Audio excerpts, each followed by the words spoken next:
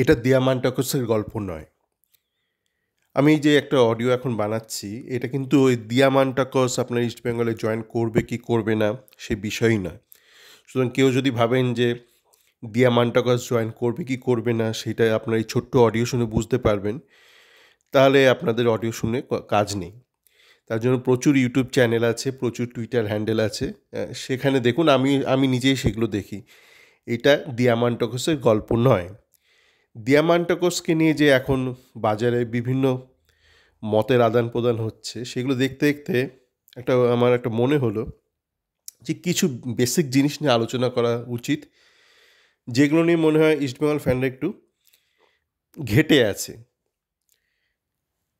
এই যে মানুষের মনে এত উৎকণ্ঠা, এটা অনেকটা অজ্ঞানতা থেকেই আসে। ধরুন আগেকার দিনে যখন চন্দ্রগ্রহণ হতো, সূর্যগ্রহণ হতো পৃথিবীতে, যখন মানুষ জানতো না আন্ডারলাইং কজ বা কেন হচ্ছে চন্দ্রগ্রহণ বা সূর্যগ্রহণ, তখন মানুষ আতঙ্কিত হয়ে যেত। এখনও অনেক জীব, মানে পশু পাখি আতঙ্কিত হয়ে যায় যখন হঠাৎ দিনের বেলায় দুপুর 12টায় গোটা পৃথিবী অন্ধকার হয়ে যায়। কেন? তারা জানে না। মানুষ যেটা জানে তারা জানে না। তো আপনার মধ্যে যতক্ষণ অজ্ঞানতা থাকবে, আপনার মধ্যে একটা ভয় কাজ করবে, একটা আতঙ্ক কাজ করবে। তো এই যে দিয়ামান্টাকসকে নিয়ে বিভিন্ন আলোচনা হচ্ছে, সেটা প্রসঙ্গে বলতে গিয়ে একটা কথা আমার মনে পড়ে গেল। অনেক ছোটোবেলায় রবীন্দ্রনাথ পড়তে গিয়ে একটা লেখায় পড়েছিলাম যে মানুষ অনেক সময় উদ্দেশ্য ও উপায় ঘেটে যায়। মানুষের মানে কী তার উদ্দেশ্য আর কী তার উপায়, মানে উদ্দেশ্য মানে আপনার লক্ষ্য কী বা আপনার প্রবলেম স্টেটমেন্ট কী, আর উপায় মানে হচ্ছে আপনার সলিউশন কী, সেটা নিয়ে মানুষ অনেক সময় ঘেটে যায়। তো এই ক্ষেত্রে বলি দিয়ামান্টাকাস হচ্ছে আপনার উপায় বা সলিউশন। আপনার উদ্দেশ্য কী? একটা টপ স্ট্রাইকার, একটা মানে উচ্চমানের একজন নাম্বার 9 যে গোল করতে পারে। আর সলিউশন কি? ওয়ান অফ দ্য সলিউশন হচ্ছে দিয়ামান্টাকস। কেননা ওই বিগত আইএসএলে ও টপ স্কোরার হয়েছে এবং আমরা দেখে হচ্ছে ওর খেলা, মানে আইএসএলের ইতিহাসে অন্যতম শ্রেষ্ঠ স্ট্রাইকার। তে আপনার সর্বশ্রেষ্ঠ স্ট্রাইকার আইএসএলের ইতিহাসে, তার যদি কোনো চোট থাকে, সে যদি ধরুন খেলতে না পারে, তাহলে তো তাকে নেওয়া আর একটা মানে ক্লেটন সিলভাকে নেওয়া সমান, বা এলিয়ান্দ্রোকে নেওয়া সমান। কারণ এলিয়ান্দ্রো গোল করবে না, ক্লেটনও গোল করবে না, আর চোট খাওয়া দিয়ামান্টাকসও গোল করবে না। তো আমার যেটা মনে হচ্ছে, মানে বিভিন্ন পসিবিলিটি হতে পারে, যে বিভিন্ন ইউটিউব চ্যানেল শুনছি বা টুইটার হ্যান্ডেল পড়ছি, এই বিভিন্ন মতবাদ দেখে একটা জিনিস মনে হয়েছে আমার ব্যক্তিগতভাবে। এটা আমার ব্যক্তিগত মনে হওয়া, ঠিক আছে? মানে আমি বলছি না আপনাকে বিশ্বাস করতেই হবে। এই বিশ্বাস, বিলিভ মি, ট্রাস্ট মি, এটা আর একটা সামাজিক ব্যাধি। এবং অনেকে দেখি বলে ইউটিউবে, আমার কথা বিশ্বাস করুন। ভাই তুমি কে? মানে তুমি কি মানে ঈশ্বরের দূত, মানে সান অফ গড? মানে তুমি মায়ের পেট থেকে বেরোনি, ওপর থেকে টপ করে পড়েছো? মানে তুমি কে যে তোমায় বিশ্বাস করবো? তুমি বলতে পারো আমার কথাটা শুনুন, আমার মতবাদ শুনুন। তো যাকে আমি এই বিলিভার্স এতে বিশ্বাস করি না। আমার যেটা মনে হচ্ছে, মানে ইটস এ পসিবিলিটি, মানে একাধিক পসিবিলিটি হতে পারে। একটা যেটা পসিবিলিটি সেটা হচ্ছে যে, যেটা ওই এক্সট্রা টাইমেও বললো দেখলাম এবং আরও অনেকে বলেছে, সেটা হচ্ছে যে এই দিয়ামান্টাকাসের বোধহয় গত আইএসএলের শেষের দিকে একটা চোট লেগেছিল। তো এখন ইস্টবেঙ্গল ম্যানেজমেন্ট বোধহয় ওকে ওই বিভিন্ন একটা ইলাবোরেট একটা টেস্ট করতে বলেছে, এক্সস্টিভ টেস্ট করতে বলেছে। তো কিছু কিছু পরীক্ষা থেকে হয়তো দিয়ামান্টাকস একটু পিছিয়ে আসছে, হয়তো একটু সময় নিচ্ছে, বা কিছু কিছু রিপোর্ট দিতে দেরি করছে। ব্যাপারটা একই, মানে বেসিক্যালি আপনাকে কিছু পরীক্ষা করতে বলা হয়েছে, তাই সেগুলো টেস্ট রিপোর্ট দিতে বলা হয়েছে, আপনি দিতে একটু কাল বিলম্ব করছেন। হতেই পারে যে হয়তো ও ডাক্তার বলেছে যে আরও 1 সপ্তাহ লাগবে ফিট হতে, কিন্তু প্রবলেম যেটা সেক্ষেত্রে হয়ে যাচ্ছে যে সেক্ষেত্রে ইস্টবেঙ্গল হাতে সময়টা কম চলে আসে। ধরুন দেখা গেল যে 1 সপ্তাহ বাদেও ফিট হলো না, সেক্ষেত্রে ইস্টবেঙ্গলকে তো একটা একটা অল্টারনেট স্ট্রাইকার নিতে হবে। তো সেই স্ট্রাইকার পাওয়ার সম্ভাবনা কমতে থাকে। তো এইটা একটা উভয় পক্ষের পক্ষে একটা চ্যালেঞ্জ। কেননা ইন্ডিয়াতে তো আইএসএলে মাত্র 6টা বিদেশি নেওয়া যায়। সো সেখানে এই কাল বিলম্ব ওই ট্রান্সফার উইন্ডোর সময় বা ট্রান্সফার উইন্ডোর ঠিক একটু আগে প্রবলেম করে দেয় প্লেয়ারের জন্য এবং ক্লাবের জন্যেও। তো তার দরুন হতেই পারে যে দিয়ামান্টাকাসের এজেন্ট হয়তো চাপ দিচ্ছে যে ক্লাব যাতে কোনো প্রকারে সই করে দেয়, কিন্তু সেটা একটু রিস্কি হয়ে যাবে। আপনি যদি দেখেন from business perspective, huge business risk যে আপনার টিমে সর্বশ্রেষ্ঠ প্লেয়ার, মোস্ট এক্সপেন্সিভ প্লেয়ার যদি আনফিট হিসেবে শুরু করে মরশুমটা, তো it's a huge business risk. তো সেই ব্যাপারে একটু সচেতন থাকতে হবে ইস্টবেঙ্গল ক্লাব ম্যানেজমেন্টকে, যে জাস্ট বিকজ ফ্যান্সরা চাপ দিচ্ছে আর ওই কিছু সোশ্যাল মিডিয়া হ্যান্ডেল আছে বা জার্নালিস্ট, স্পোর্টস পোর্টাল আছে। এখনকার দিনে দেখুন ওই স্পোর্টস পোর্টাল মানে আপনি ধরুন একটা টুইটার পড়লেন, ওর তো তাতে কোনো আয় হবে না, তাই তো? তো এরা চলছে কী করে? ধরুন একটা স্পোর্টস হ্যান্ডেল যারা রয়েছে, সেখানে অনেকে যারা কাজ করে অ্যাডমিনরা, তাদেরকে পয়সা দিতে হয়। তো পয়সা দেয় মানে তারা পয়সা রোজগারও করে নিশ্চয়ই। ধরুন এবিসিডি কোনো একটা হ্যান্ডেল, ঠিক আছে, এবিসিডি একটা হ্যান্ডেল, সে একটা কোনো একটা দিয়ামান্টাকো স্ক্রিনের কোনো একটা পোস্ট করলো, এবং ওটা একটা প্রফেশনাল হ্যান্ডেল, একটা মিডিয়া হ্যান্ডেল ধরুন, এবং সেখানে ধরুন কিছু লোক চাকরি করছে, তাদের মাইনে আছে, মানে is a cost to the company, মানে ওই এবিসিডি যে একটা হ্যান্ডেল ধরুন, তো তাদের মাইনেটা দিচ্ছে কী করে, তাদের আয়ের উপায়টা কী, আপনাকে সেটা ভাবতে হবে। তো এখন যেইভাবে মানে মিডিয়া চলছে, মানে খবরের কাগজ তো আর লোকে, মানে কিছু লোক অবশ্যই কেনে, কিন্তু যারা ধরুন ডিজিটালি পড়ছে বা যেগুলো ধরুন একদম ডিজিটাল পোর্টাল, তাদের রেভিনিউ স্ট্রিমটা কী, মানে তারা কীভাবে আয়টা করছে, তো সেটা আপনি ভাবলেই বুঝতে পারবেন যে এরা অনেকেই ওই এজেন্টের সাথে কাজ করে বা সাব এজেন্সি করে বা সহজ বাংলায় দালালি করে। তো এবার দালালি করে এই বিভিন্ন কাজকর্ম করে এরা কিছু অর্থ উপার্জন করে। তো এই ব্যাপারগুলো আপনাদের ভাবতে হবে।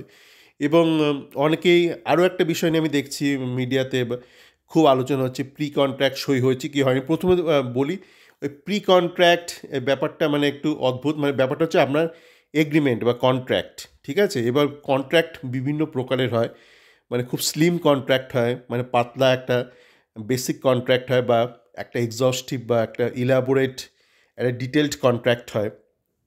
তো আপনারা যখন দেখবেন যে ইস্টবেঙ্গল কোনো বিদেশিকে সই করায় দেখবেন, এবং দেখবেন ওই সব ওই ইমামি লোকজন বা কুয়াদ্রাত লেখা টেখা নিয়ে বা ক্লাবের অফিসিয়ালদের লেখা নিয়ে একটা যখন A4 পেজের একটা পিডিএফ বাজারে এরা পাবলিশ করে, ওখানে দেখবেন একটা লেখা থাকে যে এ সই করেছে অমুক ব্যক্তি। ওই যারা সই করেছে রিসেন্ট টাইমসে যত বিদেশি দেখবেন, তাদের একটা লেখা থাকে, একটা ক্লজ। আপনারা পুরনো ওইগুলো পোস্ট খুঁজে বার করবেন, যেই মানে A4 সাইজে বা দুটো, অনেক সময় ওইটা দুটো পেজ জুড়ে হয়, যেই প্রেস নোটটা থাকে ইস্টবেঙ্গল ক্লাবের তরফ থেকে। তো সেখানে লেখা থাকে যে সব কিছু ঠিক আছে, subject to medical clearance, medical exam clearance, মানে এই পুরো ব্যাপারটা ভ্যালিডিটি পাবে যদি সে মেডিকেল এক্সাম ক্লিয়ার করে। মানে আপনার ফাইনাল কন্ট্রাক্টে ওরকম একটা ক্লজ থাকে, ঠিক আছে? এবার প্রি কন্ট্রাক্টে ক্লজ থাকে কি থাকে না, এটা বিভিন্ন ক্ষেত্রের উপর নির্ভর করছে। মানে ওরকম কোনো স্ট্রেট ফরওয়ার্ড কেস নেই। ধরুন একটা প্লেয়ার, সুস্থ প্লেয়ার, মানে আমরা সবাই জানি সে খেলছে ঠেলছে, তো তার ক্ষেত্রে হয়তো আলাদা করে কিছু হলো না, কিন্তু যে ধরুন একটা চোট পেয়েছে, ধরুন এই দিয়ামান্টাকস একটা চোট পেয়েছিল আইএসএলের শেষের দিকে গত মরশুমে, তো সেই ক্ষেত্রে ক্লাব একটা আলাদা একটা কন্ট্রাক্ট করতেই পারে যে ঠিক আছে, তোমার সাথে আমার একটা একটা বাইল্যাটারাল একটা চুক্তি হলো, মানে দুজনের মধ্যে বাইপার্টাইট একটা চুক্তি হলো দু পার্টির মধ্যে, যে তোমাকে আমরা ফুল কন্ট্রাক্ট দেবো বা সই করাবো, will continue to the subsequent process, যদি তুমি এই মেডিকেল এক্সাম ক্লিয়ার করতে পারো।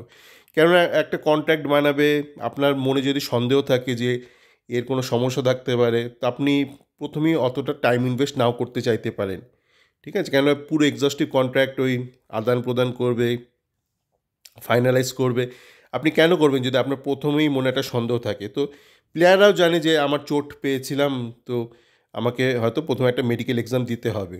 ওটাই বাকিদের ক্ষেত্রে না। বাকিদের ক্ষেত্রে ধরুন জানে সুস্থ, ঠিক আছে, সই করলো, তারপর একে মেডিকেল এক্সাম দিতে হলো। যদি ফেল করে তো কন্ট্রাক্ট বাতিল হয়ে যাবে, কিন্তু দুপক্ষই জানে মোটামুটি যে মেডিকেল এক্সামে ফেল করবে না। কিন্তু যে ধরুন জানে, মানে যার ক্ষেত্রে সবাই জানে যে এর একটা চোট ছিল, সেক্ষেত্রে দুপক্ষ মিলে বলতে পারে যে ঠিক আছে, আমরা একটা দুপক্ষের মধ্যে একটা ছোট্ট একটা চুক্তি করি যে আমরা মানে পরের স্তরে যাব, কিন্তু তার আগে তোমাকে এই এক্সামগুলো দিতে হবে এবং তোমাকে পাস করতে হবে এই এক্সামগুলো। তো তো সেইটাই মানে ওর প্রি কন্ট্রাক্ট কন্ট্রাক্ট ওই ওই ঝামেলায় যাবেন, মানে দুপক্ষের মধ্যে একটা ছোট্ট একটা চুক্তি হয়েছে, ঠিক আছে? সেই চুক্তির ভিত্তিতেই হয়তো দিয়ামান্টাকসকে এই এক্সামগুলো দিতে হবে, না দিলে পরে ইস্টবেঙ্গল হয়তো পরবর্তী ধাপে যাবে না। এবার এই চুক্তি ভেঙে কি মুম্বাই তাকে নিতে পারে, এটা পুরোপুরি নির্ভর করছে চুক্তির মধ্যে কী লেখা আছে। সাধারণত মানে কোনো স্বাভাবিক বুদ্ধি সম্পন্ন ব্যক্তি যদি এরকম একটা চুক্তি করে, তো সেখানে একটা ক্লজ দিয়ে রাখবে যে উভয় পক্ষ কিন্তু এই চুক্তি থেকে বেরিয়ে যেতে পারবে না ভারতের মাটিতে, যদি না মেডিকেল এক্সাম কেউ দিয়ামান্টাকাস ফেল করে। এরকম একটা সম্ভাবনা আছে। তো আমরা তো জানি না মানে চুক্তিতে এই ধরনের ক্লজ ছিল কি ছিল না, কিন্তু থাকাটা খুবই স্বাভাবিক, থাকতেই পারে এরকম একটা ক্লজ, কারণ এটা খুবই নর্মাল জিনিস। আপনি সব কিছু ইনভেস্ট করছেন, আপনার সময় ইনভেস্ট করছেন, আপনি বার করলেন যে মেডিকেল ফিট, তারপর দুম করার অন্য একটা পার্টি এসে তুলে নেবে, এটা সাধারণত কেউ করে না যদি না একদম আকাট মূর্খ হয়। তো আশা করছি ইস্টবেঙ্গল যাদের নিয়ে চুক্তিপত্রগুলো বানায়, যে লিগাল টিম আছে, তারা এই বেসিক জিনিসগুলো অন্তত ঠিকঠাক করে, যে আপনাকে একটা একটা ক্লজ থাকবে যে অন্য কেউ এসে খপ করে তুলে নিতে পারবে না। এবার সাধারণত এই ক্লজগুলো বিভিন্ন লিগ্যাল কারণে দেশের মধ্যে আবদ্ধ থাকাটা স্বাভাবিক। তো এমন হতেই পারে যে মুম্বাই হয়তো নিতে পারলো না, কিন্তু হয়তো অন্য দেশে কোনো ক্লাব হয়তো তুলে নিল, কেননা হয়তো যেই নিয়মটা হয়তো সই করিয়েছে সেই নিয়মটা হয়তো ভারতের ক্ষেত্রেই প্রযোজ্য। তো এগুলো দেখতে হবে, এগুলো না জেনে আলফাল কথাবার্তা বলে লাভ নেই, কেননা এন্ডলেস পসিবিলিটিস আছে। আমি যেগুলো বললাম সেই যে চুক্তির ব্যাপার স্যাপারগুলো, এগুলো কিন্তু সাধারণ চাকরির ক্ষেত্রেও প্রযোজ্য। মানে আপনি যদি দেশে বিদেশে চাকরি করতে যান, তো এই ধরনের ক্লজ কিন্তু আপনার নর্মাল জব অফারের যে জব অফার লেটার থাকে তার মধ্যেই থাকে, যে আপনি ধরুন ভিসা পেলেন না, ধরুন দিয়ামান্টাকস কোনো কারণে ভারতের ওয়ার্ক পারমিট পেলো না, ওর আগের ওয়ার্ক পারমিট তো কেরালা ব্লাস্টার্সের সাথে ছিল, ঠিক আছে? ধরুন দিয়ামান্টাকস ভারতে ওয়ার্ক পারমিট পেলো না কোনো একটা কারণে, তো সেক্ষেত্রে কি ইস্টবেঙ্গল তাকে পেমেন্ট দেবে না? কারণ এইগুলো খুব স্ট্যান্ডার্ড চুক্তি, মানে বিদেশি এমপ্লয়ীদের সঙ্গে যখন একটা চুক্তিপত্র থাকে, তো সেখানে থাকে আপনাকে কিন্তু এই ওয়ার্ক পারমিট পেতে হবে, নয়তো পুরো কন্ট্রাক্টসটা ইনভ্যালিড হয়ে যাবে। তো দেখা যাক। দেখুন, মূল ব্যাপার হচ্ছে আমাদের ভালো একটা নাম্বার 9 লাগবে। ক্লেটন টাইপ নয়, ক্লেটনকে আশা করি 7th বিদেশি হিসেবে কনসিডার করা হবে। তো ভালো একটা নাম্বার 9 লাগবে এবং সুস্থ নাম্বার 9। হ্যাঁ, মানে দিয়ামান্টাকসকে নিয়ে এলাম একটা খোড়া প্লেয়ার, তো লাভটা কী হলো? আবার ইস্টবেঙ্গল 9th হবে, 10th হবে। তো দেখা যাক কী হয়। আর একটা ব্যাপার নিয়ে এই অডিওটা শেষ করব।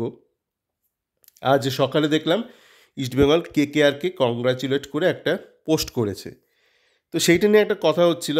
আমার পরিচিত এক ইস্টবেঙ্গল ফ্যান, সে ইউএসএতে থাকে, সে বলছিল হয়তো রেড চিলিস ইনভেস্ট করবে ইস্টবেঙ্গলে। আমি বললাম খুবই ভালো কথা যদি রেড চিলিস করে, কিন্তু রেড চিলিস করলে ওগুলো ঘোষণা করার পরেই না আমরা কেকেআরকে কংগ্রাচুলেট করি, আগে থেকে কেন করতে যাব?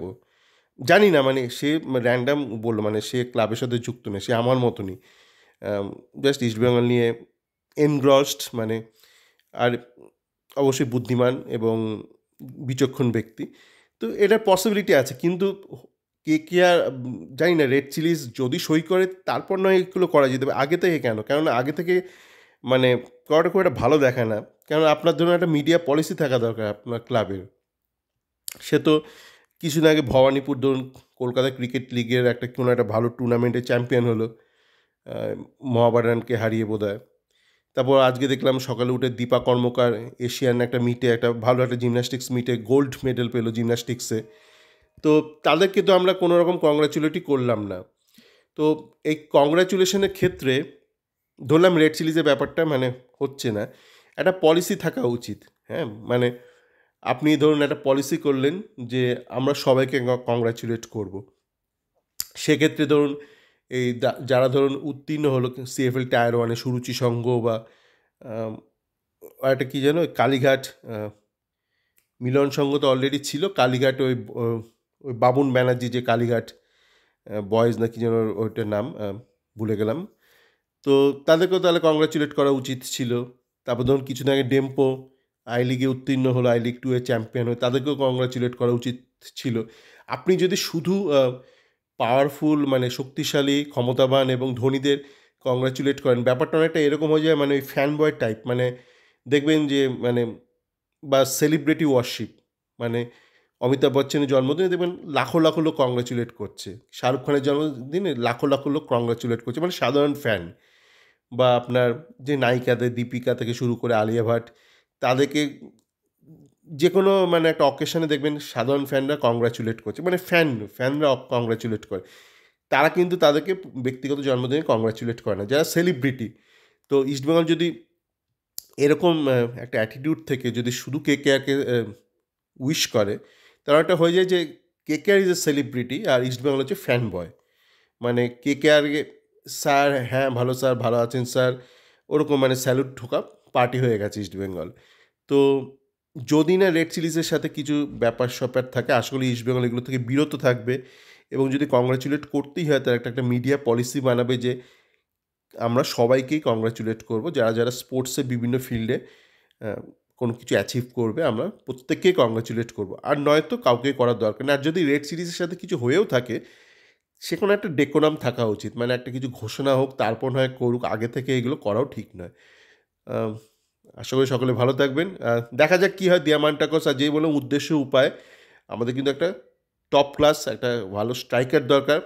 তো দিয়ামান্টাকসকে নিয়ে মানে এই গল্প থেকে একটা জিনিস বোঝা যাচ্ছে যে ভালো বাজেট আমাদের রয়েছে ফর দ্য ফার্স্ট নাম্বার 9। তো যদি দিয়ামান্টাকস না হয়, যদি ধরুন ও ফিটনেস এড়িয়ে গেল, fitness exams, basically if is unfit, সেক্ষেত্রে অন্তত এটা জানি যে একটা ভালো বাজেট রয়েছে। তো আশা করি যদি কোনো কারণে দিয়ামান্টাকসটা না হয় ফিটনেসের কারণে, সেই বাজেটটা সদ্ব্যবহার করা হবে, মানে উল্টোপাল্টা এলিয়ান্দ্রো টাইপ কাউকে আনা হবে না, মানে টাকাটা নয়ছয় করা হবে না। সকলে ভালো থাকবেন।